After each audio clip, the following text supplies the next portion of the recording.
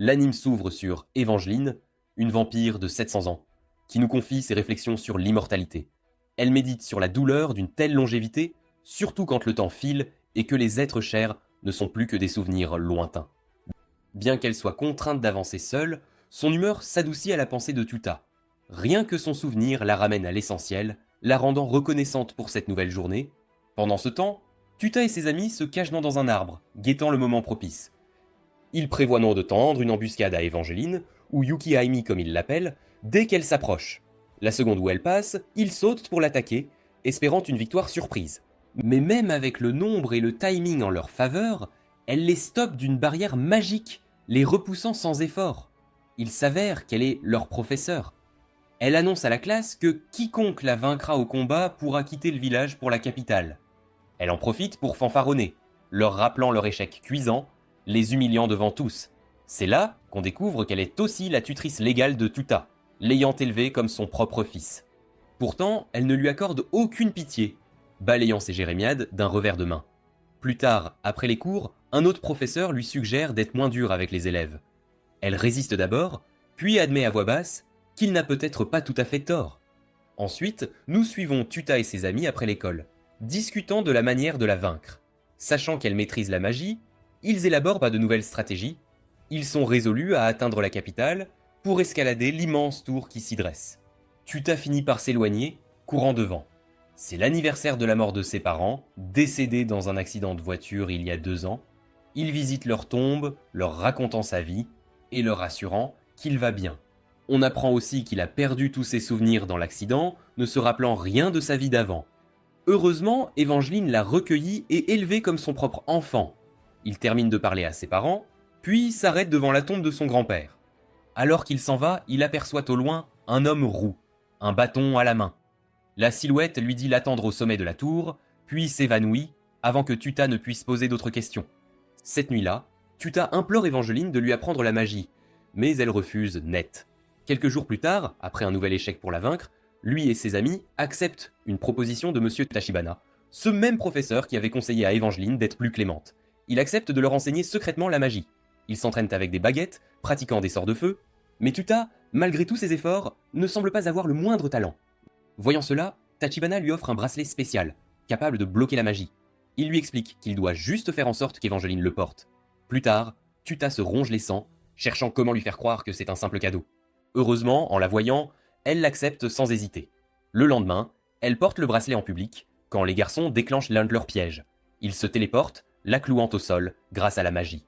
Tuta, toujours incapable de lancer correctement des sorts, fonce à pied vers le point de rendez-vous, donnant tout ce qu'il a. Evangeline admet que le plan était ingénieux.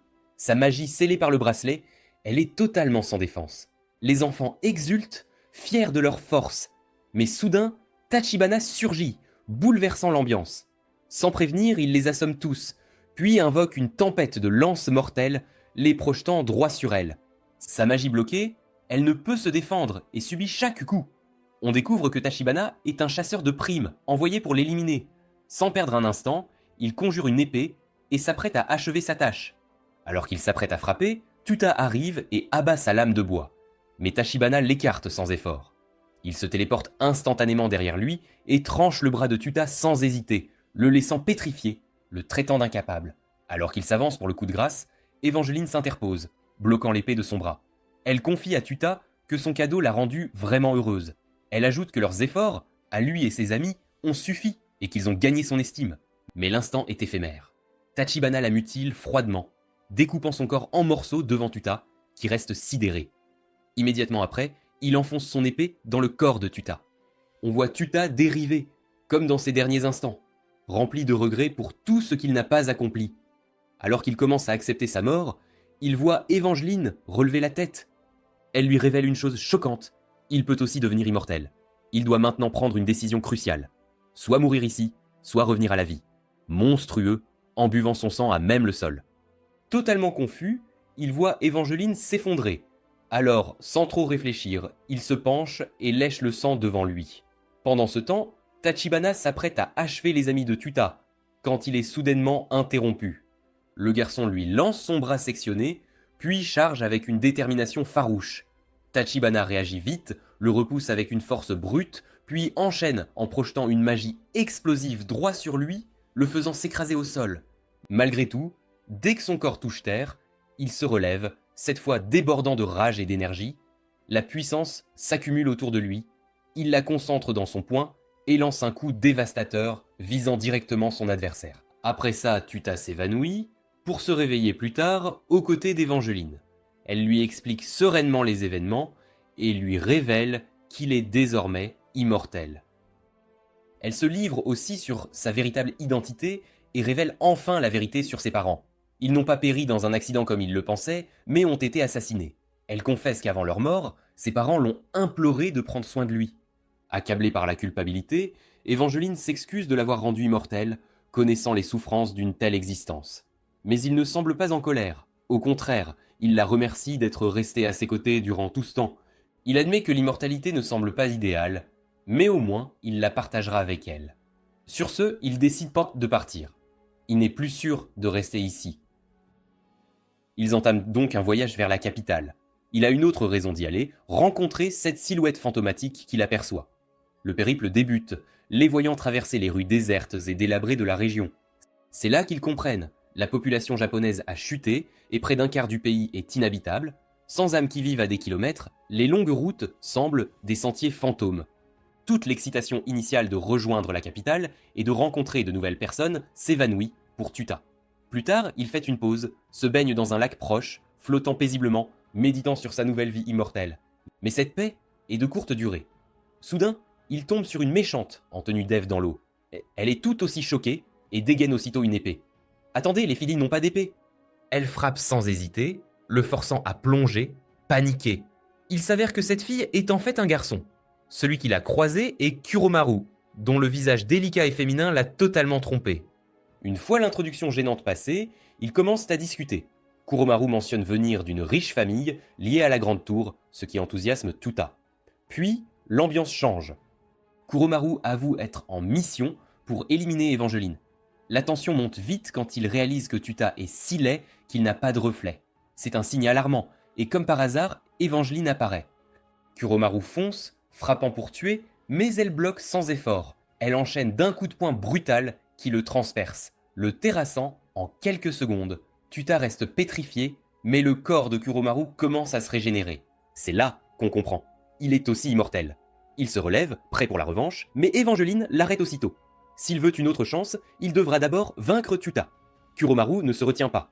Il attaque de toutes ses forces, et Tuta, bien que réticent, n'a pas le choix. Ils s'affrontent violemment, échangeant des coups d'épée et des frappes si rapides qu'Evangeline est impressionnée. Finalement, Kuromaru perce sa défense et porte un coup net, tranchant la tête de Tuta. Il croit que c'est fini, jusqu'à ce que Tuta attrape sa tête en plein vol et la remette sans effort. Sans un instant d'hésitation, il assène un coup qui met Kuromaru KO. Après, Kuromaru, trop honteux, le supplie d'en finir. Mais Tuta lui offre plutôt son amitié. Plus tard, ils se détendent dans une source chaude. Tuta passe son temps à tenter de briser la glace et de le rallier. Même après avoir signé un contrat, Kuromaru reste distant. Naturellement, Tuta a une idée folle. Escalader une falaise pour espionner Evangeline. Kuromaru refuse d'y participer, mais Tuta y va quand même. Au sommet, il aperçoit une petite fille blonde et réalise que c'est la véritable forme d'Evangeline. Le corps adulte n'est qu'un déguisement. Puis elle lance le défi d'entraînement le plus bizarre. S'il attrape sa serviette, elle lui montrera son corps. Tuta n'est pas impressionné. Il déclare sans détour ne pas aimer les poitrines plates, ce qui lui vaut un barrage de glace immédiat. Elle le projette si violemment qu'il tombe de la falaise, mais Kuromaru le rattrape de justesse et le renvoie vers elle.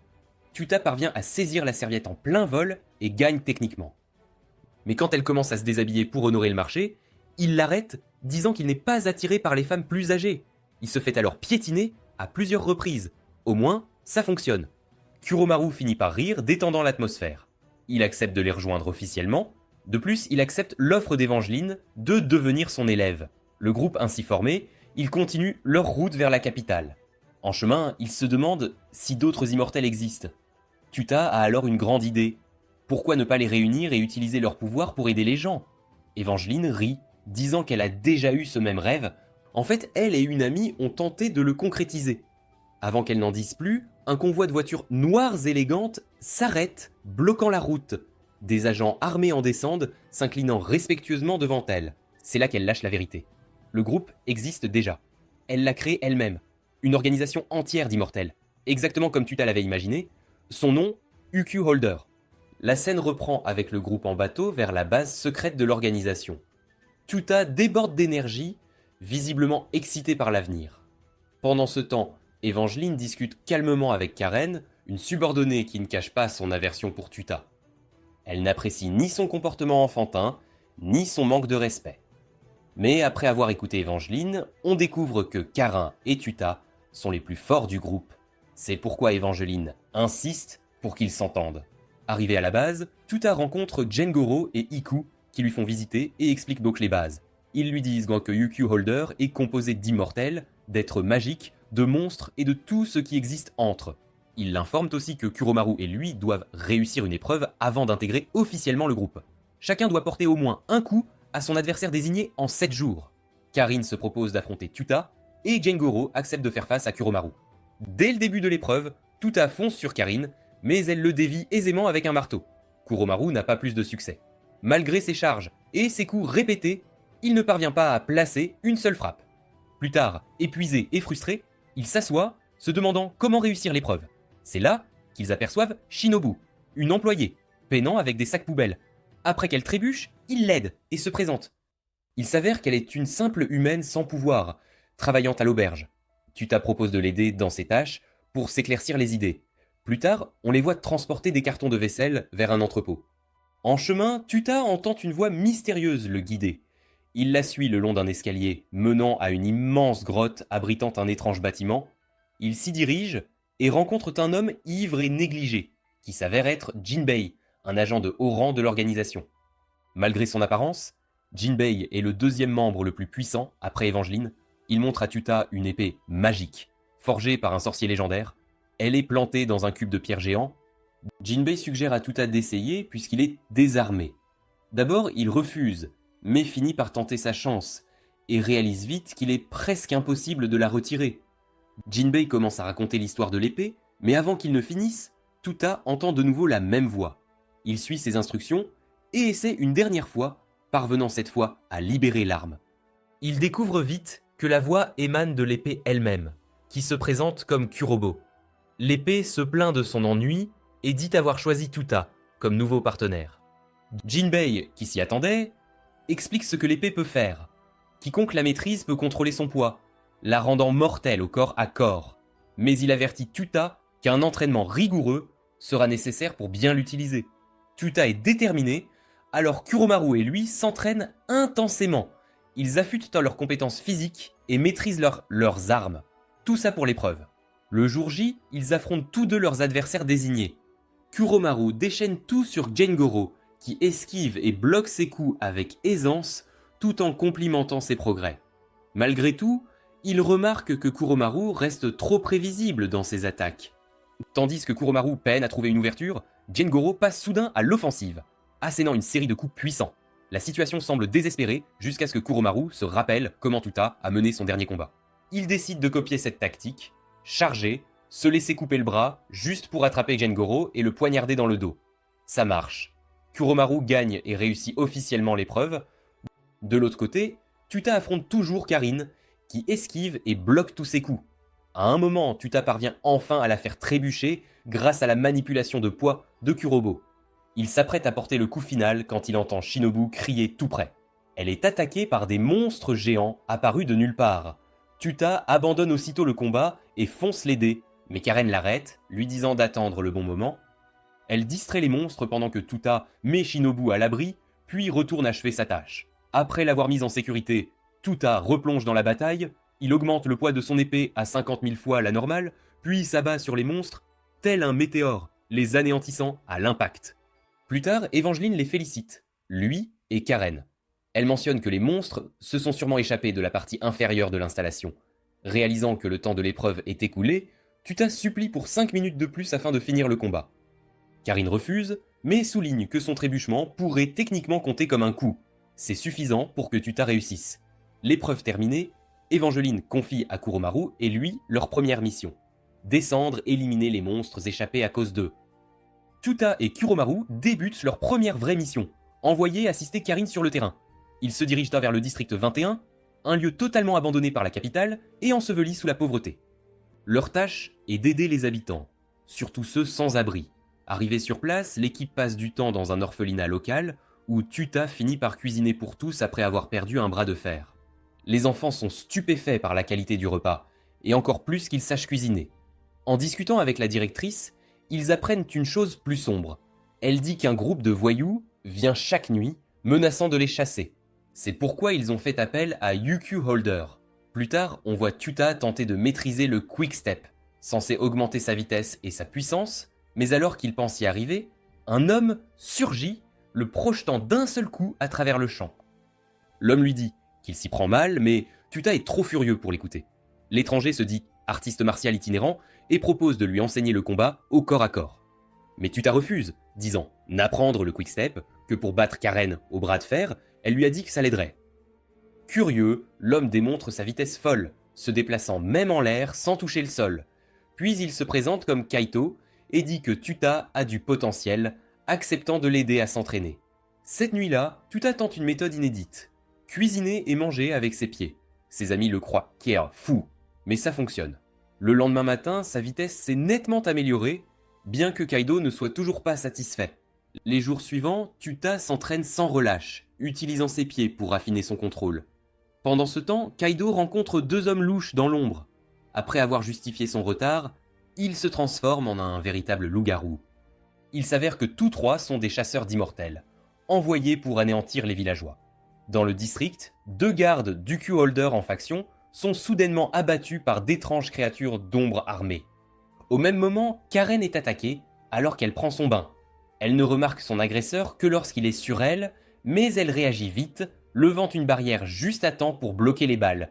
Puis elle saisit son arme et riposte. Malheureusement, il bloque les tirs aisément et commence à provoquer avant de charger à nouveau avec une lame. Malgré le chaos, Karen tient bon et parvient à placer quelques coups solides. Il lui tranche le cou, mais rien ne se produit. Confus, il attaque sans cesse jusqu'à ce que Karen lui assène un coup brutal à l'estomac. Elle le plaque au sol, mais il sort une arme cachée et lui tire directement dans la bouche. Karen s'effondre de douleur. C'est là qu'on apprend le nom de l'homme, Chao. Bien que Karen ne subisse pas de vrais dégâts, elle ressent tout. Chao admet nonchalamment n'être là que pour la retenir. De retour avec Tuta, il ramasse des ordures avec un petit nommé Rookie quand il voit de la fumée s'élever de la ville. Les mêmes monstres effrayants incendient maintenant l'endroit. Avant qu'ils ne réagissent, trois d'entre eux surgissent et foncent droit sur Rookie. Tuta intervient pour le protéger, rejoint par Kuromaru juste à temps, mais il ne reste pas seul longtemps. Le reste des créatures d'ombre apparaît avec les deux chasseurs restants. Tuta dit à Rookie de fuir, puis se met en position de combat. Mais de nulle part, Kaido surgit et marque Tuta d'un saut anti-vampire. D'un coup, il est mis hors de combat. Kuromaru est laissé seul pour affronter tous les autres. Pendant ce temps, Karen est toujours malmenée par Chao. Il la piège avec ses pouvoirs d'ombre et la torture pendant qu'elle est immobilisée. Dehors, Kuromaru lance un mouvement d'ouverture spectaculaire, tel un feu d'artifice, avant de se jeter dans la bataille. Le combat devient vite chaotique. Kuromaru subit de lourds dégâts, perd même un bras, mais réussit à trancher un des bras de Kaido en retour. Tous deux guérissent en plein combat et reprennent comme si de rien n'était. Kaido active alors son pas rapide et foudroie Kuromaru de coups éclairs, réduisant la distance en un clin d'œil. Il enchaîne avec un combo sauvage et finit par trancher Kuromaru net en deux. Le corps de Kuromaru coupé en deux et cloué au sol par deux panneaux métalliques que Kaido lance pour le retenir. Alors qu'il s'apprête à achever le travail avec un sort, Rookie intervient et bloque l'attaque. Au même moment, Chao continue de torturer Karin, visiblement ravie d'affronter quelqu'un comme elle. De retour avec Kuromaru, il commence à forcer contre le métal, désespéré de se libérer et de sauver Rookie, qui a été capturé par Kaido. C'est là que le jeune homme surprend la vérité. Les ennemis ne sont pas là pour une mission personnelle, ils ne font que suivre les ordres de gens vivants au sommet de la tour. Après une brève explication, ils se préparent à l'éliminer. Mais avant qu'il ne puisse pas s'en frapper, Kuromaru se libère et se jette en avant, sauvant Rookie même avec son corps encore déchiré.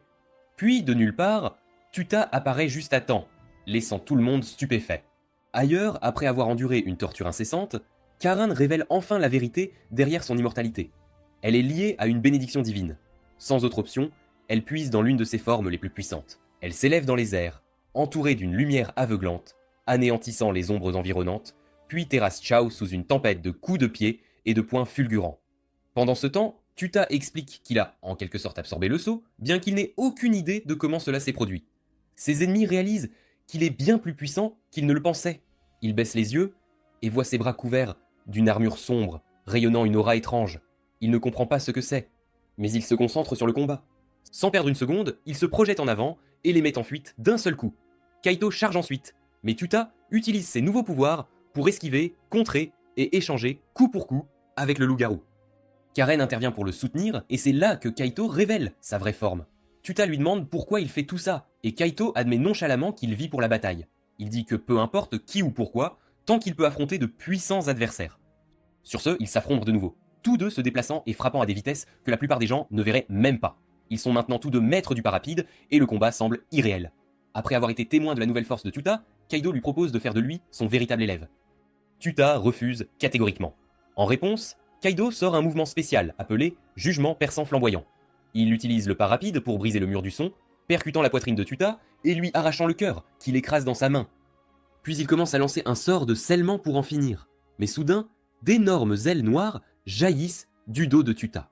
Son corps commence à reconstituer les morceaux brisés de son cœur, tout en libérant une vague d'énergie massive. L'un des coéquipiers de Kaido comprend ce qui se passe.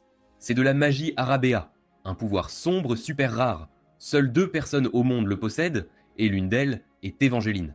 Le vieil homme explique que c'est lié au secret ultime de l'immortalité. Cela confère une force démente, mais risque de consumer entièrement l'âme de l'utilisateur. Maintenant complètement submergé par le pouvoir, Tuta se jette sur Kaito avec une force brutale, le martelant encore et encore.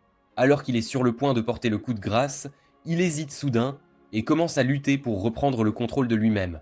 Après un instant, l'aura sombre s'éloigne de lui, le laissant gravement blessé et épuisé. Malgré tout, Kaito, terrassé par l'assaut, admet sa défaite et se rend. Mais Tuta refuse d'accepter la victoire, disant que ce n'était pas vraiment lui qui se battait. Alors ils conviennent de régler les choses pour de bon, avec un bras de fer. Pendant le match, Tuta essaie de raisonner Kaido, lui disant que sa vision du monde est déformée. Au final, il le bat loyalement, propulsé par rien d'autre qu'une pure volonté. Kaido, toujours au sol, lui dit d'aller de l'avant et d'en finir. Tuta répond « Non, pas question ». Le vieil homme apparaît, dit que le travail est fait de toute façon, et part avec Kaido. Avant que quiconque ne puisse réagir, les villageois regardent en silence leur maison partir en flammes. Mais alors Evangeline apparaît, et gèle tout le village, éteignant le feu sur le champ. L'équipe se regroupe, et Evangeline complimente le signal de feu d'artifice de Kuromaru, disant que cela les a aidés à retrouver tout le monde à temps. Puis les ennemis réapparaissent brièvement, où le vieil homme reconnaît Evangeline et semble surpris. Elle prend sa vraie forme et le salue. Il crée un portail avec son arme, le traverse avec Kaito et disparaît. Plus tard cette nuit-là, les villageois organisent un grand dîner offrant de la nourriture à ceux qui les ont sauvés. Pendant qu'ils mangent, Evangeline dit à Tuta qu'il est logique qu'il ait aussi hérité de la magie Arabea. Après tout, ils partagent le même sang. Pendant ce temps, depuis l'ombre, un homme mystérieux espionne Tuta via un drone. De retour à la base secrète, les choses commencent à changer, alors que Kuromaru réalise quelque chose d'important. Elle développe des sentiments pour Tuta. La jalousie la frappe durement quand elle le voit traîner avec Shinobu, riant comme si de rien n'était. À un moment donné, elle prend un bain tranquille et réfléchit à tout, quand soudain Karen fait irruption et la surprend totalement exposée. C'est là que Karen découvre la vérité. Kuromaru est en fait une fille. Acculée, Kuromaru explique tout. Son clan naît avec les 2 sexes jusqu'à l'âge de 16 ans. Puis ils peuvent choisir le genre qu'ils veulent vivre. Après avoir entendu cela, Karine devient très agressive, lançant des coups de poing tout en demandant ce que Kuromaru compte choisir. Elle lui dit même de rester femme, afin de pouvoir éloigner Tuta d'Evangeline. Il est clair qu'elle sait exactement ce que ressent Kuromaru. C'est alors qu'Iku apparaît de nulle part et propose une solution. Peu après, Kuromaru se présente habillée en fille et se fait appeler Kuryu, prétendant être sa propre cousine. Elle demande à Tuta s'il veut bien l'emmener passer une journée dans la capitale et il accepte sans hésiter. Ils empruntent un jet ski à Shinobu et partent. Mais en chemin, ils aperçoivent une étrange petite fille errant dans les niveaux inférieurs de la base. Elle a l'air de manigancer quelque chose, mais Tuta hausse les épaules et continue son chemin. Le reste de la journée se passe étonnamment bien. Kuromaru explore la capitale avec lui et commence lentement à réaliser que c'est vraiment plus qu'une simple amitié. Finalement, ils se dirigent vers la tour, ignorant totalement que quelqu'un les espionne depuis le début. Pendant ce temps, Evangeline a une discussion sérieuse avec Jinbei. Elle s'inquiète des nouveaux pouvoirs de Tuta. Même si ce n'est pas une énergie maléfique, cela pourrait attirer la mauvaise attention, comme Fate Avaruncus, l'homme qui les observe via un drone. Ce même homme, une figure de haut rang de la tour, est informé que Tuta est maintenant dans la capitale. Il décide qu'il est temps d'agir.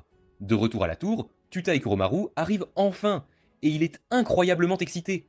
Pendant qu'il parle, Kuromaru commence à penser qu'elle a peut-être une vraie chance. Tuta dit même qu'elle est jolie en fille. Mais juste au moment où elle est sur le point d'agir, Chao apparaît de nulle part et piège Tuta dans les ombres, l'immobilisant. Au même moment, un autre mercenaire avec une tonne d'épée se précipite sur Kuromaru. Elle riposte, mais pour une raison quelconque, sa force semble diminuer. Elle commence à se demander si c'est parce qu'elle est sous sa forme féminine.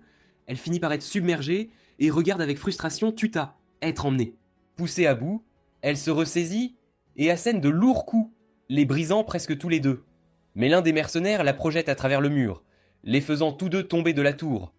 Pendant leur chute, le type continue d'attaquer, lui assénant un coup qui l'assomme alors qu'il s'écrase. Après cela, Chao arrive et la piège aussi dans les ombres. Alors qu'elle s'enfonce lentement dans son piège, elle repense au bon moment qu'elle a partagé avec Tuta. Bien qu'elle soit battue et coincée, elle se ressaisit et surmonte la douleur. D'une dernière poussée, elle se libère, assène un énorme coup de poing à Chao et tire Tota de la prison d'ombre, maintenant entièrement de retour sous sa forme masculine. Juste à ce moment-là, la police arrive et les mercenaires décident de battre en retraite. Plus tard, Kuromaru explique tout à Tuta, mais maintient le mensonge de Kuryu. Elle dit qu'elle est bien juste à ses côtés, quelle que soit la forme qu'elle choisit, mais c'est là qu'elle entend quelque chose d'inattendu. Tuta dit qu'il a trouvé Kuryu super attirante, du genre à vouloir l'épouser. Et juste comme ça, Kuromaru commence à reconsidérer tout son plan. De retour à la base, nous apprenons enfin le nom de l'étrange fille de tout à l'heure, Kiri. Elle était occupée à effectuer une sorte de rituel. Quand Iku lui demande ce qu'elle fait, elle lui dit simplement que quelque chose d'important arrive. Tuta et Kuromaru retrouvent leur équipe. Et c'est là que Tuta rencontre enfin la mystérieuse petite fille nommée Kiri. Dès qu'elle le voit, elle exige une conversation privée. Ils se dirigent jouer vers une ruelle voisine, où Kiri, sans raison apparente, commence à faire preuve d'autorité, agissant comme sa supérieure au sein du Q-Holder. Elle l'accuse de ne pas l'avoir sauvé quand il aurait dû. Tuta est confus et insiste sur le fait que c'est littéralement la première fois qu'ils se parlent. Avant qu'elle ne puisse expliquer, quelqu'un se déplace à la vitesse de l'éclair et lui tranche le cou. Kiri s'effondre, se vidant de son sang sur le sol, tandis qu'une ombre s'éloigne le long du mur. Tuta suppose que c'est encore Chao. Alors qu'elle saigne, Kiri lui dit de prendre sa main. Quelques instants plus tard, son pouvoir s'active, et le monde remonte le temps. Ils reviennent au matin de ce même jour, quand Tuta était encore censé être dans la capitale. Il est complètement déconcerté, se demandant s'il rêve, mais Kiri commence à tout expliquer. Il retrouve Karen et Iku sur un bateau, et demande à être ramené en ville. Pendant le voyage, Kiri explique tout en détail. Son rituel avec le sable fonctionne comme un point de sauvegarde, et chaque fois qu'elle meurt, elle remonte le temps, jusqu'à celui-ci. Si quelqu'un la touche, elle peut l'emmener avec elle aussi. Elle est en colère parce qu'elle a dû revivre cette scène de ruelle encore et encore, mais n'a pas pu emmener Tuta avec elle avant maintenant. Elle le prévient que quelque chose de majeur arrive, et qu'il en est le centre. Nous avançons à nouveau jusqu'à la première rencontre, où Kiri conduit Tuta dans la ruelle. Elle commence à lui parler de quelqu'un qu'elle a rencontré lors d'une réunion à la tour, mais avant qu'elle ne puisse dire qui c'était, Chao attaque de nouveau, cette fois-ci dans le but d'achever le travail. Heureusement, Tuta bloque le coup à temps. Après une deuxième tentative d'attaque, il charge Kurobo à 100 000 fois son poids et frappe Chao si fort qu'il s'envole dans le ciel. Kiri continue d'expliquer ce qu'elle a vu. Avant de décider de remonter le temps, elle a été témoin de la capture de Tuta par un homme nommé Fate Avaruncus, le mage le plus puissant du monde. Il a anéanti chacun des coéquipiers de Tuta en une seule bataille. Sans autre choix, Kiri a dû se suicider pour réinitialiser le temps et réessayer. Tuta est stupéfait. Il essaie de comprendre pourquoi le destin s'en prendrait à lui. Kiri ne sait pas, mais elle est sûre d'une chose. S'il est capturé, c'est fini pour tout le monde. Elle dit que la seule façon d'arrêter ça est d'utiliser son pouvoir à nouveau. Mais avant qu'elle ne puisse continuer, Karen et Iku arrivent et comprennent enfin quelle est la véritable capacité de Kiri. Plus tard, nous voyons tout le groupe dans un train, discutant de tout. Ils conviennent de garder ses pouvoirs secrets. Si la mauvaise personne le découvre, quelqu'un pourrait facilement en profiter, en la tuant délibérément, pour forcer un retour en arrière. Après avoir établi des règles strictes, Kiri expose le plan pour piéger le destin. L'idée est de l'attirer dans un endroit où il pourra être retenu assez longtemps pour qu'elle puisse ramener tout le monde, y compris lui, à son dernier point de sauvegarde dans la grotte souterraine sous leur base. Une fois que chacun a compris son rôle, ils se dispersent et attendent. C'est alors que Tuta se demande pourquoi Evangeline n'aide pas. Puisque le destin est si fort, Kiri dit que si elle était à proximité, le destin la sentirait instantanément et tout le plan s'effondrerait. Juste à ce moment-là, une fille blonde à capuche bouscule Tuta et place discrètement une sorte de seau sur son dos. Il ne le remarque pas et continue d'attendre. Plus tard, curieux de son ennemi, il cherche des informations en ligne. Soudain, Evangeline l'appelle et lui raconte tout. Fate était autrefois un héros qui a combattu côte à côte avec Negi, le grand-père de Tuta, et avec elle aussi. Mais après la mort de Negi, Fate a perdu son chemin et s'est retourné contre le monde. Elle dit que Fate en veut à Tuta à cause de ce lien. Avant de raccrocher, elle le prévient de ne rien croire de ce que Fate dira. Après l'appel, l'esprit de Tuta s'emballe. Il se demande ce que Fate veut vraiment et s'il pourrait avoir un lien avec la mort de ses parents, et la raison pour laquelle il a perdu la mémoire. Le moment venu, le groupe localise sa cible, Iku le trouve grâce au suivi satellite, et le plan est de le frapper avec un laser orbital géant au moment précis. Mais juste au moment où le destin entre dans le champ de vision de Tuta, il aperçoit ses amis de la campagne visitant la tour, et ils sont dangereusement proches de la cible. Tuta crie d'annuler le tir laser, les forçant à continuer sans cette partie du plan. Les amis de Tuta le repèrent et courent en le saluer, alors il fait semblant de rien et essaie de ne pas paraître suspect. Pendant ce temps, l'un des partisans de Fate tend une embuscade à Iku et lui tranche la main qui tient le contrôleur satellite. Au même moment, Fate s'approche de Tuta et lui dit calmement qu'il sait tout de lui, de ses amis et de toute l'installation. Il menace de tuer les deux enfants à proximité et tous les autres dans la zone à moins que Tuta ne coopère, le mettant dans une situation difficile. Mais au lieu de reculer, Tuta s'en tient au plan. Il sort son épée et crie qu'il y a un terroriste dans le bâtiment pour alerter les civils.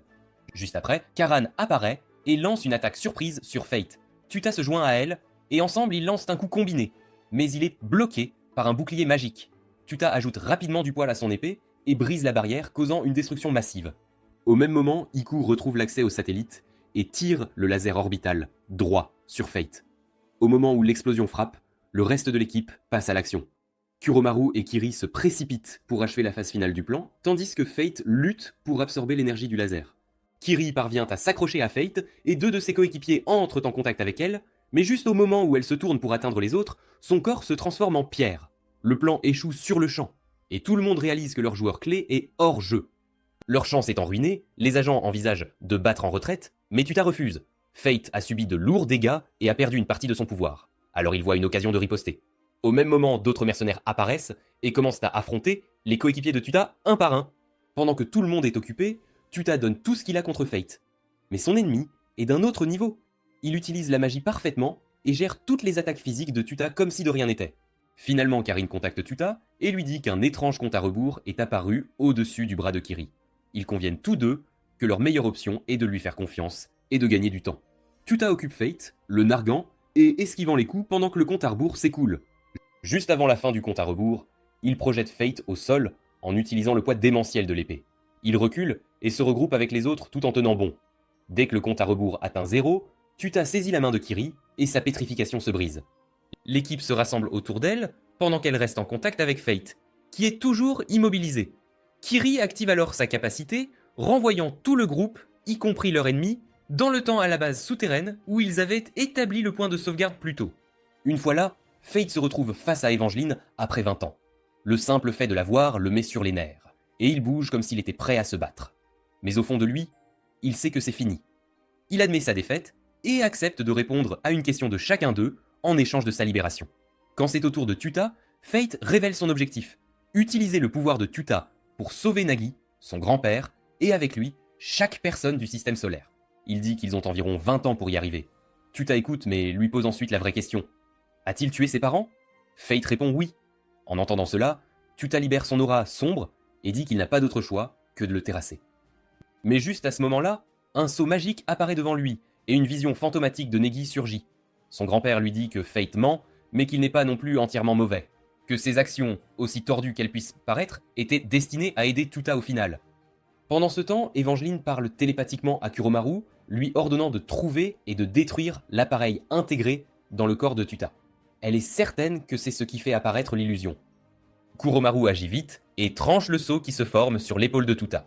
Cela rompt le lien et l'esprit disparaît avant qu'il ne puisse finir de révéler toute la vérité. Après avoir répondu aux questions de tous, Fate finit par partir. Mais Tuta reste avec la tête pleine de doutes. Il essaie de demander des réponses à Evangeline, mais elle refuse de répondre et s'en va. Peu de temps après, Une femme blonde plus âgée arrive à la base avec un groupe de filles. Elles demandent une réunion avec Evangeline et demandent à Tuta de se joindre à elle également. Plus tard, nous le voyons prendre le thé avec Shinobu, quand l'une des nouvelles filles, Misor, fait soudain irruption et le défie en duel. Sans avertissement, elle l'accuse d'être issue d'une lignée d'abuseurs et de tueurs de femmes, puis se précipite pour le frapper. Tuta dévie le coup et la projette directement par la fenêtre. Il saute après elle et la rattrape en plein vol, atterrissant sur le toit avec Misor dans ses bras. C'est alors qu'elle révèle que ce n'était qu'un test, et qu'il l'a réussi. Elle annonce fièrement qu'il est maintenant son petit ami. Tuta refuse immédiatement, disant qu'il ne la connaît même pas. À partir de ce moment, Misor met tout en œuvre pour le séduire. Elle porte les vêtements de Shinobu et prépare une tonne de nourriture pour l'impressionner. Pendant ce temps, les autres filles de l'équipe commencent à être jalouses. Il est clair qu'elles ont aussi des sentiments pour Tuta. Alors elles observent discrètement et essaient de comprendre ce qui se passe réellement. C'est alors qu'Iku apparaît et leur parle nonchalamment d'une astuce amoureuse, un sort de source chaude où l'on lave le dos de quelqu'un 50 fois pour qu'il tombe amoureux de vous. Les filles ne sont pas totalement convaincues, mais décident que ça vaut le coup d'essayer. De l'autre côté de la base, Evangeline s'assied avec la femme blonde, qui s'avère être une autre ancienne élève de Negi. Elle lui raconte ce qui s'est passé plus tôt avec son image spirituelle.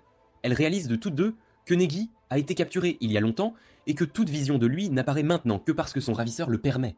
La femme dit à Evangeline que même si elle a peur pour Tuta, elle doit le laisser affronter son destin. Pendant ce temps, Tuta est dans les sources chaudes avec Iku qui fait traîner les choses pour donner du temps aux filles. Pendant qu'ils discutent, Iku révèle que même s'il a l'air jeune, il a en fait 72 ans. Son vrai corps est tombé dans le coma à 13 ans et des scientifiques ont transféré son esprit dans un robot.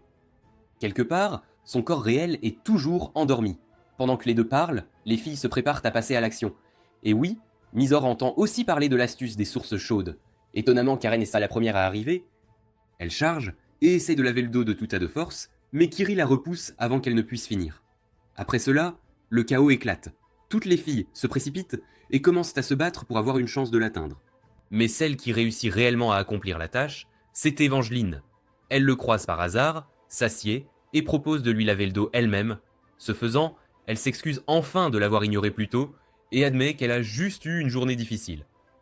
Plus tard, Tuta la retrouve au quai pour une vraie discussion. Elle se révèle sous sa vraie forme et se confie enfin. Elle lui avoue être amoureuse de Negi depuis toujours, mais la vision qu'il a eue plus tôt, ce n'était pas entièrement son grand-père. Elle explique qu'il y a 20 ans, Negi a vaincu un puissant mage noir, le créateur de vie, et a sauvé le monde. Mais après sa défaite, ce mage a possédé son corps. Elle ajoute qu'elle et le destin ont tous deux tenté de sauver Negi depuis, bien qu'ils aient choisi des voies très différentes pour y parvenir. Après s'être séparés, chacun a continué son chemin. À ce moment-là, Tuta évoque ses parents, espérant confirmer si le destin disait la vérité. Mais ce qu'Evangeline révèle est encore plus choquant. Ses parents ne sont pas morts, car il n'en a jamais eu, tout simplement. Elle lui dit qu'il n'est pas né comme les autres, il a été créé il y a seulement 2 ans, à partir des données génétiques de Negi, ce qui signifie qu'il n'est pas seulement lié à son grand-père, il est son clone. Le lendemain, Tuta partage la vérité choquante sur ses origines avec Kuromaru, qui fait de son mieux pour lui remonter le moral. Mais même avec le soutien de son ami, le pauvre garçon essaie clairement encore de digérer tout ça. C'est alors que Masure fait irruption dans la pièce, comme si elle était chez elle, et l'invite à la capitale. Elle veut qu'il participe à un tournoi d'arts martiaux, comme si c'était le moyen idéal de se débarrasser d'une crise d'identité. Peu après, il se promène dans les rues, bondées de la ville, observant les combattants et s'imprégnant de l'énergie chaotique. Gonflé à bloc et rechargé, Tuta part chercher comment s'inscrire. Malheureusement, toutes les places sont déjà prises. Pourtant, il décide de ne pas se laisser abattre et promet simplement de réessayer l'année prochaine. C'est alors que l'arrière-grand-mère de Misora apparaît de nulle part. Elle présente Tuta à Tatsumiya et Shashamaru, 2 autres anciennes élèves de Negi. Sans le moindre avertissement, elle l'enlève, disant qu'elles ont quelque chose d'important à discuter et que Misor n'a qu'à s'en accommoder. Pendant ce temps, Evangeline apprend que son ancienne équipe s'est réunie et décide de se rendre aussi à la capitale. De retour avec Tuta, les filles le conduisent dans une salle de classe où Negi enseignait autrefois. Là, il rencontre Sayo, un véritable fantôme, et une autre ancienne élève. Ils se rassemblent tous, exprimant à quel point ils tiennent à lui, non pas parce qu'il est juste un clone, mais parce qu'il porte l'héritage de Negi. Ils disent bon que si Negi était là, il traiterait Tuta comme un vrai petit-fils, et honnêtement, ils le considèrent déjà comme tel. L'émotion monte un peu quand les filles le serrent ça dans leurs bras, comme s'il faisait partie de la famille. Juste à ce moment-là, Tatsumiya reçoit un appel du personnel du tournoi. Il s'avère qu'ils ont besoin d'un remplaçant de dernière minute pour un combattant. Scène suivante, Tuta entre sur le champ de bataille, sous les acclamations bruyantes de la foule. En face de lui se tient un adversaire encapuchonné nommé Cutlass. La cloche sonne et le match commence rapidement. Tuta charge, échangeant des coups rapides, pour se rendre compte que cet adversaire est bien plus fort que prévu. Depuis les coulisses, Sayo et Kuromaru commencent à s'inquiéter. Ils sentent que Cutlass dégage une soif de sang dangereuse. Pendant ce temps, Tatsumiya prend des nouvelles du combattant blessé qui a abandonné et apprend que c'est Cutlass qui l'a éliminé pour lui voler sa place. Sur le champ de bataille, Tuta a toujours du mal à porter un coup net. Cutlass le surclasse en tout point, utilisant une force brutale et de la magie élémentaire. Puis, ça devient personnel. Cutlass le traite de clone bon marché juste avant de le trancher net en deux. Tuta tombe au sol, mais ne reste pas à terre. Il se relève, bouillonnant de rage alors que son aura sombre prend le dessus. Il charge, mais Cutlass contre sans difficulté. Elle fait pleuvoir des épées magiques d'en haut, le clouant au sol avec des lames qui annulent la magie. Pendant qu'il est immobilisé, elle continue de le narguer, le traitant d'incapable, lui disant qu'il n'arrivera jamais à la hauteur de Negi. Mais au moment où il entend ses amis crier depuis les gradins, il se libère, se déchaîne et lui assène un coup de poing en plein visage. Ce coup de poing fait tomber sa capuche, révélant qu'elle est en fait une femme. Elle hausse les épaules et dit qu'elle adorerait l'achever, mais qu'il manque de temps. Soudain, Negi Springfield descend du ciel. Il intervient et dit qu'il est là pour emmener Tuta avec lui. Mais Tatsumiya et les autres paniquent instantanément, sachant que ce n'est pas vraiment Negi, c'est le créateur de vie qui tire les ficelles. Negi essaye de convaincre Tuta qu'ils ont besoin de lui pour sauver le monde, mais la conversation n'aboutit à rien. Avant que les choses ne dégénèrent, Evangeline arrive. Elle brise la barrière séparant le champ de bataille de la foule et intervient. Elle révèle la vérité. Ce n'est pas du tout Negi, juste le créateur de vie déguisé. Mais avant qu'elle ne puisse faire quoi que ce soit d'autre, deux de ses anciens camarades de classe apparaissent et la piègent avec leur magie. Quelques instants plus tard, un homme massif tombe du ciel et charge droit sur Tuta. Heureusement, Karen et Kuromaru interviennent pour bloquer le coup, et Kiri apparaît avec son épée, juste à temps. Alors que la pression monte, Evangeline se libère de la contrainte magique, et avec cela, Tuta et son équipe se regroupent, prêts à affronter le créateur de vie et ses fidèles acolytes dans un combat total. Kiri essaie de gagner du temps en parlant, espérant pouvoir temporiser assez longtemps pour élaborer un plan. Elle parle prudemment, tentant de convaincre ses ennemis de se retirer, mais l'un d'eux voit immédiatement clair dans son jeu. Cette fille a la capacité de lire dans les pensées, elle expose donc tout ce que Kiri pense, avant même qu'elle ne puisse décider de son prochain mouvement. À ce moment-là, les disciples du créateur de vie révèlent que Tuta est la seule fusion réussie du matériel génétique de Negi et d'Asuna. Ils expliquent qu'il n'était jamais censé être libre, et lui demandent calmement de les accompagner. Bien sûr, il refuse sans hésiter une seconde. Soudain, une voix mystérieuse retentit, disant à Tuta qu'il sera emmené. Un portail sombre s'ouvre et l'entraîne, le tirant dans un autre monde. Quand il se réveille, il brille comme un esprit et se retrouve dans un royaume étrange. Il aperçoit Evangeline blessée au loin et court pour l'aider, mais trébuche avant de l'atteindre. Le décor change autour de lui, et c'est alors qu'Albiré Oima apparaît. Il se présente comme le puissant mage qui a créé Kurobo, l'épée parlante. Kurobo avertit instantanément Tuta de ne pas lui faire confiance, soulignant qu'Albireo pourrait probablement embarrasser Evangeline elle-même s'il le voulait. Albireo dit que son seul but est de persuader Tuta de rejoindre Negi, alors il décide de le faire en lui montrant un aperçu du passé. Dans cette vision, il révèle l'histoire d'amour entre Evangeline et Nagi Springfield, l'arrière-grand-père de Tuta. Puis la scène passe à sa romance avec Negi 15 ans plus tard, alors qu'il était encore son élève. Voir Evangeline sourire et rire dans ses souvenirs remplit Tuta de joie, alors il remercie Albireo de lui avoir permis de voir cela. C'est alors que le mage admet nonchalamment que tout ce qu'il a montré était un mensonge.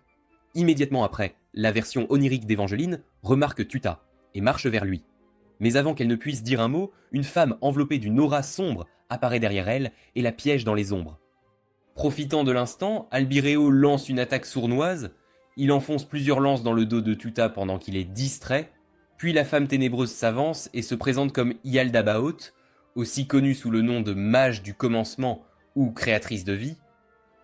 Sans hésitation, elle fend Evangeline en deux avec son pouvoir, tandis qu'Albireo contrôle la gravité pour maintenir Tuta complètement immobilisé. Même blessé, il refuse d'abandonner et commence à se traîner sur le sol pour l'atteindre. Pendant ce temps, Yalda lui dit qu'il n'y a qu'un seul moyen de sauver Evangeline. Il doit l'accompagner et accepter son destin. Tuta l'atteint enfin et la soulève dans ses bras. Les larmes aux yeux, elle lui dit que tout ce qu'elle a toujours voulu, c'était quelqu'un qui marcherait avec elle sous le ciel bleu pour toujours. C'est un rappel de la douleur de vivre une vie immortelle en solitaire. En entendant cela, il promet qu'il sera toujours là pour elle. Il esquive ensuite la prochaine vague d'attaque d'Ialda et parvient à transporter Evangeline dans un endroit plus sûr. Une fois arrêtée, elle explique qu'ils sont à l'intérieur d'un monde, créé par l'imagination du créateur de vie. Dans cet endroit, Ialda peut plier la réalité comme elle le souhaite et faire arriver n'importe quoi par la seule pensée. Même ainsi, Evangeline a encore un tour dans sa manche. Elle invoque une rafale de sauts magiques et forme une barrière autour d'eux. Juste après, elle et Tuta lancent un assaut direct, espérant pouvoir enfin vaincre Ialda. Mais le combat tourne vite au chaos. Ialda change constamment de forme, alternant entre sa propre apparence et celle de Nagi et Negi pour déstabiliser Evangeline. Cette guerre psychologique la force à baisser sa garde. En plus de cela, Ialda déchaîne de puissantes capacités qui mettent Tuta hors de combat en quelques secondes. Il est durement touché et se retrouve soudain entouré d'un groupe de filles dans une hallucination, où elle tente de l'entraîner dans un océan rouge pour le noyer. Au début, il panique et réalise qu'il ne peut pas s'échapper, alors il commence à abandonner. Au moment où il coule, une nouvelle fille apparaît et brise l'illusion. Son nom est Asuna, et elle est là pour le sortir de ce piège mental. Elle se présente comme sa grand-mère et explique que pendant qu'Ialda jouait avec l'esprit de Tuta, elle a réussi à s'y faufiler. Elle salue joyeusement Evangeline, qui s'est également libérée de l'illusion, ainsi que le reste de l'équipe. Dès qu'Ialda remarque Asuna, elle tente de les abattre, mais Asuna dévie facilement l'attaque avec une puissance écrasante. Elle leur dit ensuite que même s'ils ont eu l'impression d'être piégés dans l'illusion pendant longtemps, moins d'une seconde s'est écoulée dans le monde réel. Alors elle décide de partager tout ce qu'elle sait sur leurs ennemis tant qu'ils ont encore le temps. Asuna se tourne vers Tuta et explique qu'au plus profond de lui réside le pouvoir de vaincre Ialda. Mais pour le débloquer, il doit survivre 37 secondes complètes contre elle au combat. Avec un objectif clair en tête, Tuta et le reste de l'équipe retournent à la réalité sans perdre de temps. Immédiatement, tout le monde se sépare et lance un assaut coordonné sur leurs ennemis. Grâce aux informations fournies par Asuna, ils éliminent facilement les adversaires de plus faibles. Au même moment, Tuta ignore tout le monde et charge droit sur le créateur de vie, les yeux rivés sur elle. Alors que la bataille continue, Tuta essaie de tendre la main à son grand-père, espérant briser la possession. Mais Ialda ne l'entend pas de cette oreille. Elle montre instantanément la puissance écrasante qui déferle dans le corps de Negi, la libérant sous la forme d'un mur imposant, entièrement fait d'esprits morts-vivants. Juste au moment où les choses commencent à dégénérer, deux épées s'écrasent dans le chaos. Evangeline et Fate sont arrivés, intervenant pour soutenir Tuta. Fate ne perd pas de temps et lance un sort qui permet à Tuta de voir qui est vraiment son grand-père sous la possession. Les esprits des quatre s'élèvent ensemble dans le ciel, où ils se retrouvent face à face avec le véritable Negi. Au cours de cette rencontre, Fate expose son plan complet pour arrêter le créateur de vie et sauver le monde. Negi écoute et admet que le plan pourrait fonctionner, mais il sait aussi que les chances de le sauver de la possession sont minces. Profitant du peu de temps qu'ils ont, Evangeline enserre Negi dans ses bras, s'accrochant à la version de lui qui reste encore, puis Negi offre quelques derniers mots de soutien à Tuta. Et juste comme ça, ils sont tous ramenés sur Terre. La bataille reprend immédiatement, Ialda entrant dans une nouvelle transformation après avoir esquivé une tentative de la pétrifier. Fate et Evangeline lancent une attaque conjointe, mais elle les domine facilement toutes les deux et les met hors de combat sans transpirer. Tuta n'est pas épargné non plus. Quand elle le cible, il est violemment repoussé, mais au lieu de rester à terre, il débloque sa propre transformation. Maintenant, il est capable d'égaler sa vitesse et sa force coup pour coup. Tous deux s'élancent dans le ciel, portant le combat dans la haute atmosphère, tandis que leurs alliés continuent de lutter en contrebas. Dans les airs, Tuta est en train de se faire démolir. La puissance brute du créateur de vie le submerge complètement, et au sol, son équipe se fait écraser par ses partisans. À un moment donné, il aperçoit un aperçu de la destruction laissée dans la ville. Voir le chaos le secoue, et il commence à s'inquiéter du nombre d'innocents qui auraient pu être pris entre deux feux. Alimenté par la culpabilité et la colère, il se jette sur Ialda et lui assène un combo de coups brutal faisant basculer le combat en sa faveur. Mais juste au moment où il semble prendre le contrôle, l'un des acolytes d'Ialda apparaît et le transperce net avec une épée massive. Tuta s'écrase au sol, se vidant de son sang. Alors qu'Ialda s'apprête à achever le travail, Kiri se jette devant lui, arrêtant net l'attaque. Ialda marque une pause, clairement consciente de la dangereuse capacité de réinitialisation de Kiri. C'est alors que la fille, qui lit dans les pensées, expose les sentiments de Kiri, disant à tout le monde qu'elle est amoureuse de Tuta. Le moment devient doux jusqu'à ce que Cutlass apparaisse de nulle part et poignarde Kiri dans le dos comme une véritable menace. Cutlass force la bouche de Kiri à s'ouvrir et lui arrache une dent, révélant la pilule de suicide cachée qu'elle avait dissimulée. Voyant cela, Tuta entre en mode rage totale et il commence à se libérer des entraves qui le retiennent, mais Kiri, à peine consciente, lui dit de se calmer.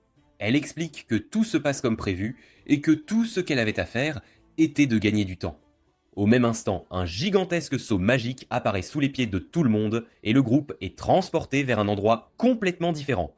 Une fois qu'ils atterrissent, tous les anciens élèves de Negi les attendent.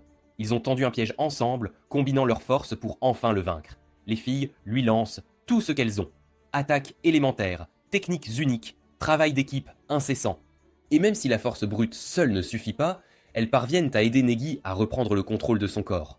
À ce moment-là, Asuna arrive et brise complètement l'illusion, ramenant tout le monde sur Terre.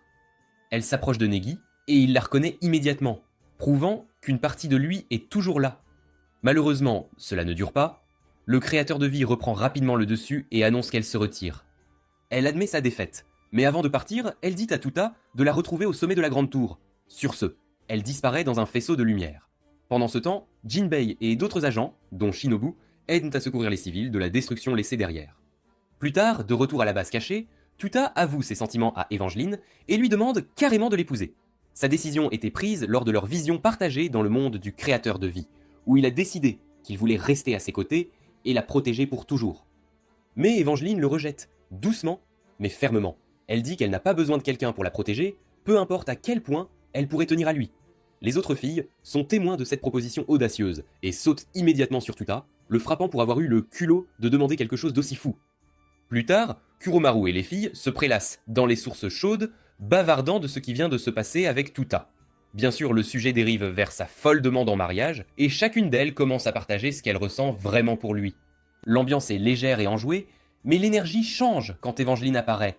Au moment où elle entre, elle la bombarde de questions sur sa connexion avec Tuta. C'est alors qu'elle découvre qu'elle était son premier amour, et ces mots la frappent durement, déclenchant un puissant souvenir du passé.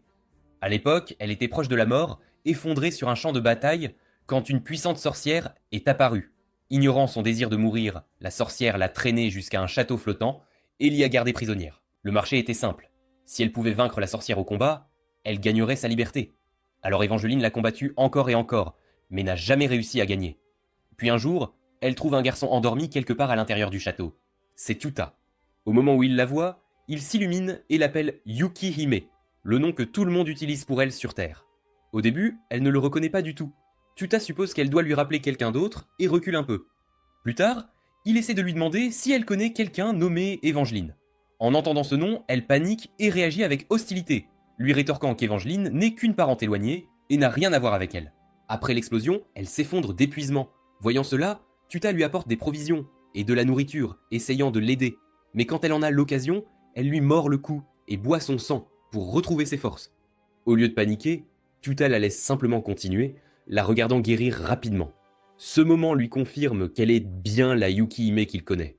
Il commence à se demander pourquoi elle ne peut pas le reconnaître.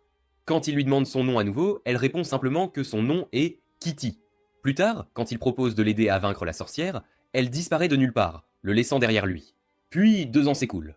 Lors d'une séance d'entraînement, Evangeline le rencontre à nouveau. Ils parlent un moment, et elle remarque rapidement quelque chose d'étrange. Elle réalise qu'il n'est pas du tout un humain normal. En lui, 2 énergies chaotiques s'entrechoquent constamment. Elle suppose que tout son entraînement doit être une tentative de contrôler cette puissance instable en lui. À partir de ce moment-là, elle commence à l'aider à devenir plus fort, mais aussi vite qu'il réapparaît, il disparaît à nouveau. Quand il revient 4 ans plus tard, il est bien plus habile, mais jure que cela ne fait qu'une semaine. Une nuit, Evangeline s'endort et rêve paisiblement de sa famille. Cette paix ne dure cependant pas, car le rêve se transforme en cauchemar rempli de souvenirs douloureux. Tuta la réveille et lui dit qu'il était inquiet, mais les choses prennent une tournure étrange quand elle lui demande s'il a vu ce dont elle rêvait. Quand il répond oui, elle craque et commence à l'attaquer avec tout ce qu'elle a. Sa magie déchire le château et elle continue de le marteler de sorts. Finalement, il lui attrape les poignets et lui avoue qu'il l'aime. Il lui dit qu'il veut l'aider, la soutenir et lui rendre tout ce qu'elle a fait. L'honnêteté la prend complètement au dépourvu, mais juste au moment où il se confie, il réalise que quelque chose ne va pas. Confesser son amour à l'Évangeline du passé n'a pas beaucoup de sens. Et au moment où il recule, elle explose de colère et recommence à attaquer. Pourtant, il refuse d'abandonner. Il continue de lui dire qu'elle mérite un avenir meilleur, un avenir rempli d'amis, d'amour et de bonheur. Elle réplique avec la même vieille histoire fatiguée, d'être maudite à vivre seule pour l'éternité, vide et sans amour. Mais Tuta la fait taire, criant qu'elle peut avoir toutes ces choses. Elle demande s'il veut dire qu'elle trouvera cet amour avec lui. Il lui dit non. Puis, avec un sourire en coin, il dit que la personne pour qui elle est destinée à tomber est une légende aux cheveux roux, un clin d'œil évident à Negi. Ce moment de clarté la frappe. Ils viennent de deux lignes temporelles totalement différentes, pourtant leurs chemins se croisent toujours d'une manière ou d'une autre. De retour au présent, Evangeline réfléchit à tout. Elle réalise qu'elle avait raison depuis le début, mais il leur a quand même fallu 500 ans pour se retrouver. Dans les jours qui suivent, Tuta et le reste de l'équipe reprennent leurs missions habituelles. Pendant ce temps, Kiri commence à sombrer émotionnellement, submergée par ses sentiments pour lui. Elle se demande quel genre de lien il partage vraiment par rapport aux autres filles. Après tout, elle ne cuisine pas pour lui, elle ne s'occupe pas de lui et elle passe à peine du temps à ses côtés. Cette pensée la ronge, la faisant se demander ce qu'elle représente même pour lui. Espérant une distraction, elle commence à consulter le marché boursier pour calmer ses nerfs. Juste à ce moment-là, Tuta et Mysore font irruption, l'invitant à prendre du thé et des collations. Il la déconcentre complètement. Et en conséquence, elle finit par perdre une énorme partie de son argent. Au moment où elle réalise ce qui vient de se passer, elle attrape un couteau et essaie d'en finir là pour activer sa capacité de réinitialisation temporelle. Tuta et Mysore paniquent immédiatement et lui arrachent le couteau des mains. Mais avant qu'il ne puisse l'arrêter à nouveau, Kiri opte pour son plan de secours et mord dans la pilule d'urgence cachée dans sa bouche. Les trois glissent dans le chaos et elle atterrit directement sur Tuta, l'embrassant accidentellement. Choquée et troublée, elle bondit, totalement embarrassée. Soudain, il remarque Mysore, figée en plein air, complètement immobile. Tuta pense que c'est de la magie, mais Kiri sent que quelque chose ne va pas. Sa mort n'a pas déclenché de saut temporel. Puis elle comprend. Ils ont atterri pile sur son point de sauvegarde, le brisant entièrement. Ils sont maintenant coincés dans un paradoxe où le temps est complètement figé. Il le confirme en parcourant la base, voyant tout le monde immobile comme des mannequins. Étrangement, Tuta est plutôt excitée, pensant que Kiri a débloqué une nouvelle capacité, mais elle le remet vite à sa place, expliquant qu'ils sont piégés et qu'elle n'a aucune idée de comment arranger ça. Le temps étant figé, Tuta en profite pour s'entraîner sans relâche, tandis que Kiri cherche désespérément des solutions. Malgré la pression, il se rapproche, et à un moment, il lui dit quelque chose qui change tout. Il la voit comme sa sauveuse, celle qui l'a aidé à s'en sortir durant ses combats contre le destin et le créateur de vie. Il la remercie non seulement pour son soutien stratégique, mais aussi pour être son pilier émotionnel. Cette assurance lui remonte le moral, et elle commence enfin à se sentir à sa place à ses côtés. Mais plus tard, elle le voit s'occuper tendrement d'Evangeline, même si tout est encore figé. Le voir prendre soin d'elle, si naturellement brise Kiri, confirmant à quel point ses sentiments sont profonds. Le temps continue de s'écouler, ou pas.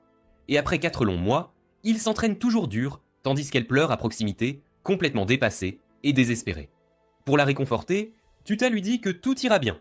Mais il mentionne ensuite, l'air de rien, qu'il pense grimper la tour pour voir son grand-père, maintenant que le temps est figé et qu'il en a l'occasion. Ça la frappe de plein fouet. Elle s'effondre, réalisant à quel point il lui est facile de la laisser derrière. En larmes, elle le supplie de lui dire s'il la déteste, et il reste sans voix. Plus tard, cette nuit-là, ils dorment dans la même pièce quand elle se glisse doucement dans son lit, disant qu'elle se sent seule et ne peut pas dormir. Il n'y voit aucun inconvénient, et ils partagent un rare moment de vulnérabilité. Blottie dans ses bras, elle entend enfin les mots qu'elle désirait tant, qu'il ne la quittera jamais et qu'elle pourra toujours compter sur lui. Ce réconfort apaise son cœur. Le lendemain matin, elle se réveille avec une idée. Elle se demande si l'embrasser à nouveau pourrait réinitialiser le temps, puisque tout a commencé avec ce baiser accidentel. Nerveuse mais déterminée, elle se penche et pose ses lèvres sur les siennes. À ce moment précis, Mysore fait irruption, pleinement animée, et le reste de la base reprend son mouvement. Le paradoxe se brise et le temps avance. Quelques jours plus tard, Karen se prépare pour le travail et se rend au bureau d'Evangeline après s'être habillée. Elle entre et ne trouve qu'une boîte de chocolat sur le bureau. Curieuse, elle en prend un et le mange. Peu de temps après, Tuta fait exactement la même chose. Plus tard ce jour-là, lui et les autres agents commencent à se préparer pour une vague d'invités venus séjourner à l'auberge, qui sert de couverture à leur base secrète. Cette soudaine popularité survient après que les Uku Holders ont sauvé la ville, et maintenant les gens affluent juste pour être près d'eux. En tant que membre de l'équipe, Tuta travaille avec Karine et Shinobu pour gérer l'afflux de visiteurs. Pendant leur pause, quelque chose d'étrange se produit. De nulle part, Tuta s'approche de Karine et lui avoue carrément qu'il est amoureux d'elle. Il dit qu'il a besoin d'elle à ses côtés et que sa force est essentielle pour vaincre tous leurs ennemis. Karine devient écarlate, complètement troublée. Et bien qu'elle ait clairement des sentiments pour lui, elle a du mal à le dire à voix haute. Avant qu'elle ne puisse répondre, Évangeline entre et demande nonchalamment ce qui se passe. Tuta se précipite soudain vers elle et la demande en mariage sur le champ. Évangeline n'hésite pas à l'envoyer valser d'un coup de pied brutal. Après cela, elle explique à Karen qu'elle a laissé un puissant sérum de vérité déguisé en chocolat sur son bureau. Quiconque en mange ne peut pas mentir pendant 12 heures. Réalisant cela, Karen commence à paniquer. Elle en a déjà mangé un, et maintenant elle ne peut plus s'empêcher de laisser échapper ses pensées, révélant accidentellement à Évangeline tout ce qu'elle pense. Horrifiée, elle s'enfuit pour arrêter Tuta avant qu'il ne révèle des choses encore plus embarrassantes. Pendant ce temps, Tuta est lancé. Il court partout et confesse son amour à toutes les filles qu'il croise, les laissant toutes complètement confuses. À chaque fois, Karen se précipite et explique la vérité, essayant de limiter les dégâts. Les choses s'aggravent encore quand il commence à se confesser aux agents masculins aussi, et même aux clients de l'auberge. Finalement, Évangeline met fin au chaos en le téléportant loin grâce à la magie. Dans la scène suivante, lui et Karen se retrouvent coincés ensemble dans une dimension spéciale, où ils sont punis comme des écoliers pour leur comportement. Là, Karen se concentre de toutes ses forces pour éviter d'admettre ses propres sentiments. Mais dès que Tuta commence à énumérer tout ce qu'il aime chez elle, elle craque presque et s'enfuit à la place. Elle insiste sur le fait que sa fierté ne la laissera pas tomber amoureuse de lui. Alors qu'il la poursuit, elle se retourne pour se battre, changeant de tenue comme par magie. C'est là qu'elle réalise qu'ils sont dans une sorte de monde fantastique. La bataille s'éternise un moment, jusqu'à ce que Tuta utilise une de ses capacités pour la déshabiller complètement, la figeant sous le choc. C'est alors qu'il lui redit qu'il l'aime vraiment, et veut qu'elle se batte à ses côtés pour toujours. Karen, troublée et vulnérable, avoue finalement qu'elle ne pense pas mériter sa confiance. Elle admet que par le passé, elle a trahi un maître qu'elle admirait plus encore qu'Évangeline. Après cette trahison, elle a tenté de mettre fin à ses jours, pour découvrir qu'elle était immortelle, maudite pour avoir tourné le dos à Dieu. Elle dit que le monde est plein de contradictions et de douleurs, et elle ne comprend toujours pas pourquoi Évangeline se soucie tant d'un clone imparfait comme lui. Tout à l'écoute et répond avec une honnêteté totale. Il lui dit que même après tout ce qu'elle a dit, il l'aime toujours. Au lieu de se concentrer sur la douleur de l'immortalité, il parle des possibilités. Comment ils peuvent utiliser leur temps infini pour changer le monde? Il lui demande de marcher à ses côtés et de l'aider à réaliser ce rêve. Karen fait de son mieux pour ne rien dire d'autre, retenant ses sentiments de toutes ses forces, mais juste au moment où elle est sur le point de céder, l'illusion se brise et tous deux reviennent à la réalité, debout devant Évangeline. C'est alors qu'Évangeline lui dit quelque chose qui frappe plus fort que n'importe quel sort. Le chocolat qu'elle a mangé n'était même pas drogué. Tous ses sentiments, tout ce qu'elle a dit, c'était bien réel. Karen reste là, sous le choc, incapable de parler, avant de s'éloigner silencieusement. Plus tard, elle est aux sources chaudes avec Kiri, parlant de Tuta.